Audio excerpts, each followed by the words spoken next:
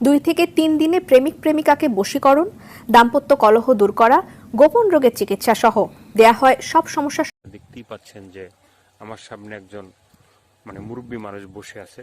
আজকে আমরা আসছি এই মানুষটির জীবনের গল্প আমরা শুনবো, আর এই মানুষটি কি করে তো সেগুলো আমরা জানবো।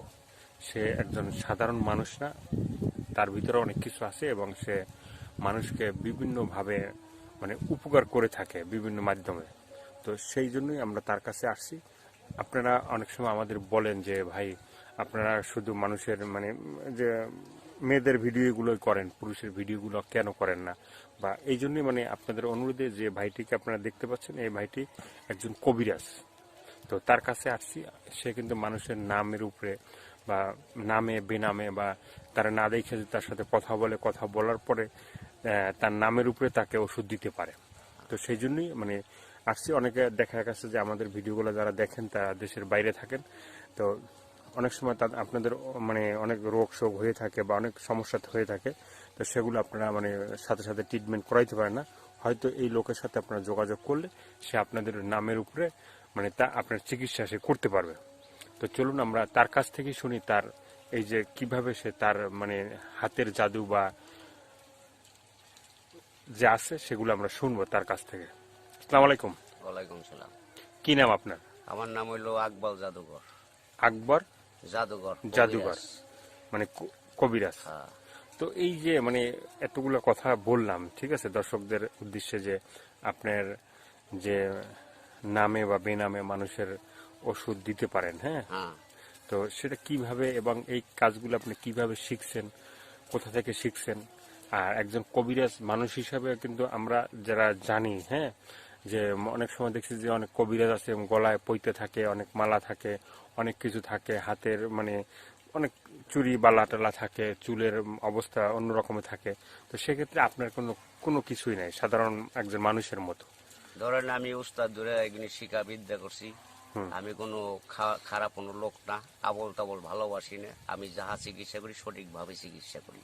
ওই মালা টালা যারা দেয় তারা অতি অতি লক্ষণ চোরের, অতি ভক্ত চোরের লক্ষণ ওগুলি আমরা জানি না।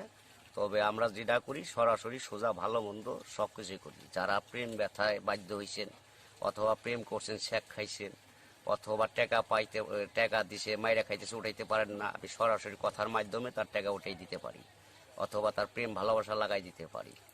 যে কোনো ব্যাপারে ধাতু দুর্বল, স্বপ্ন দোষ অথবা পুরুষঙ্গ নাই, হিজলের মতো হয়ে গেছে, কথার মাধ্যমে আবার আল্লাহর রহমতে সব ঠিক হয়ে যাবে। আমি কোনো খারাপ না, কোনো বন্ড না। যদি কেউ মন ও প্রাণে বিশ্বাস হয়, প্রবাসী ভাইয়েরা যে যেখানেই থাকেন, যদি ভালো লাগে কথা দিয়ে শুই না, তাহলে যোগাযোগ করবেন। আমি নাম্বার দিব, যোগাযোগ করলে আল্লাহর রহমতে যদি বিশ্বাস করেন তাহলে আপনাদের বিশ্বাসের মাধ্যমে আল্লাহ তাআলা কাজ করতে পারে। কিন্তু আমার দ্বারা সম্ভব না। যদি বিশ্বাস করে কাজ করেন তাহলে আল্লাহ সমাধান করতে পারবো আশা করি। কিন্তু খালি হাতে কেউ ফিরে যাইতে পারবেন না, আল্লাহ মাফ করবো। তো এই আপনার কাছে তো অনেক রুগী আসছে এর আগে, বা সবাই তো মোটামুটি অনেকে আপনার চিনে। হ্যাঁ চিনে। তো চিনে তারা কিভাবে আপনার কাছে এসে উপকার পাইছে? বিভিন্ন ধরনের উপকার পাইছে। শ্বাসকষ্ট, হাঁপানি, অথবা আপনার বউ আসে না, অথবা টাকা দিছে মাইরা খাইছে, টাকা উঠাইতে পারে না, উঠেই দিছি। যে কোনো ব্যাপারে আল্লাহর রহমত কাজ হয়। কেউ জাদু টোনা বান দিছে, নষ্ট করছে, ওটি কাইটে দিই কথার মাধ্যমে। আল্লাহর রহমত কাটে দিয়ে আমার ওস্তাদ শিখাইছে। তো আপনার যে আপনি যে জায়গাটা আছেন, হ্যাঁ, এটা কোন জায়গা দর্শক তো জানতে চাবে? এটা হলো মানিকগঞ্জ ডিস্ট্রিক্ট, ঘিওর থানা, দৌলতপুর গ্রাম। দৌলতপুর গ্রাম। তো এখানে আসলে আপনার চিকিৎসা নিতে পারবে সব? আল্লাহর রহমতে পারবে। যদি আপনার অনেকে দেখা গেছে আসবে না, ফোনে ফোনে কন্ট্যাক্ট করে আপনার চিকিৎসা নিবে। ফোনে ফোনে চিকিৎসা কন্ট্যাক্টের মাধ্যমে করলে টাকা দিলে আমি করিয়ে দিতে পারবো নগদে। তা আপনার কি ভালো হওয়ার পরে কি আপনার সাথে টাকা পয়সা লেনদেন হবে, না আগেই টাকা পয়সা দিতে হবে? আমি কোনো এমনি টাকা পয়সা খাই না।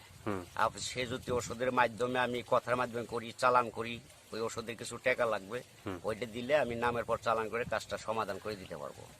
এইটাই আপনি টাকা পয়সা নেন না, কিন্তু যে ওষুধ ফষুধ যে করতে যে খরচ বরচ হবে এই খরচটা শুধু নেন? ওই শুধু খালি খরচটাই নেই, আর কিছুই নেই। যদি কাজ হওয়ার পরে যদি সে খুশি হয়ে কিছু দেয় তাহলে দিব, না দিলে নাই, চাই নেই না, চাই নেন না।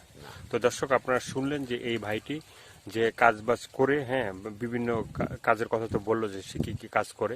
কেউ যদি বউয়ের সমস্যা থাকে বা কেউ যদি মানে গার্লফ্রেন্ডের সমস্যা থাকে সেগুলো সে সমাধান করবে, এবং কেউ যদি মনে করেন যে শ্বাসকষ্ট বা মানে দুর্বলতা থাকে, সব ব্যবস্থাই সে মানে করে। এই মানে ফোনের মাধ্যমেই করা হয়। আপনারা যদি মানে কেউ করতে চান, টাকা পয়সা সে কিন্তু লাগে না, কিন্তু টাকা পয়সা দিতে হবে, যেটা ওষুধ কিনতে যে টাকাটা লাগবে সেটা দিবেন, এবং সেটা করার পরে যদি আপনার উপকার হয় তাহলে তাকে খুশি হয়ে আপনি যেটা দিবেন সেটা আপনি মানে দিবেন, তার কোনো চাওয়া পাওয়া নাই। তো এই যে আপনি কাজগুলো শিখলেন আপনার উস্তাদের, কিভাবে কিভাবে শিখলেন? এটা তো একদিনের না, অনেক দিনের। বা এই কাজগুলো আপনি কতদিন করেন? আমি এই কাজটা শিখছি আপনার কোষার জায়গায় অনেক দিন হয়, 24 বছর আমি তার পাইরেমি করছি। পাইরেমি করার পরে কোথায় কোথায় গেছিলেন? এটা আপনার কামরূপ কামিকা কোষার, কামরূপ কামাখ্যা, হ্যাঁ, মানে সে ইন্ডিয়াতে? ইন্ডিয়াতে। সেই জায়গাতে আমি বিদ্যা শিখে তারপরে আমার ছেড়ে দিছে। মানে কত বছর অনেক শিখতে হয়েছে? 24 বছর আমি শিখছি আর কি। 24 বছরে আপনি কামরূপ কামাখ্যা ছিলেন? ছিলাম, মানে আমার টাইম লাগছে 24 বছর শিখতে। হুম। তারপর আমি দেশে আসি, তারপর আমি চিকিৎসাপাতি চালান আরম্ভ করি। আল্লাহ রহমতে সকলেই ভালো হয়। এই কতদিন মানে এই দেশে কতদিন করতেছেন? কত বছর? দেশে এই মনে করেন আপনার বছর হয়ে আমি আইছি, হুম 1 বছর হবে। হুম। এই চিকিৎসাপাতি চালাই দেখেছি, আল্লাহ রহমতে যে কোনো চিকিৎসা ভালো হইবার নিচ্ছে। যদি কেউ দরকার পর আসবো, কেউ দরকার না হয় না আসবো, হুম। এইটুকু। এইটুকু। তো এই যে আপনি যে মানে 24 বছর যে শিখলেন, কিভাবে কিভাবে শিখলেন, বা ওখানে বা আপনার মানে কেমনে গেলেন শেখার জন্য? মানে অনেক গেছি আমি, মনে করেন গেছি, বহুত কষ্ট হয়েছে আমার যাইতে, বহুত কষ্ট হয়েছে। বনের ভিতর দিয়ে পাহাড় দিয়ে চলে গেছি। আমার কোনো ঠিক ঠিকানা ছিল না, কোনো পাসপোর্ট ছিল না, কোনো কিছু ছিল না। আমি নদী নালা পার হইয়া পলাইয়া যা শিখছি। আমার একটা ওস্তাদ সামনে পেয়েছে, সে আমার নিয়ে এই জন্য বিদ্যা শিখেছে আর কি। ঠিক আছে। হ্যাঁ, এই ওস্তাদের কাছে আপনি 24 বছর ছিলেন? 24 বছর ছিলাম। এই 24 বছরের ভিতরে কি বাংলাদেশে কখনো আসেন নাই? না, কখনো আমি আসিনি। কখনো আসেন না, না? আমি ওখানে ছোটবেলা গেছি। হ্যাঁ, ওখানেই ছিলেন? ওখানেই ছিলাম। তো ওখানে শিখে মানে মোটামুটি শেখার পরে যখন দেশে আসলেন, দেশে মানুষের যে মানে সবাই যে সেবাটা জানাজানি হয়ে গেল গা যে সে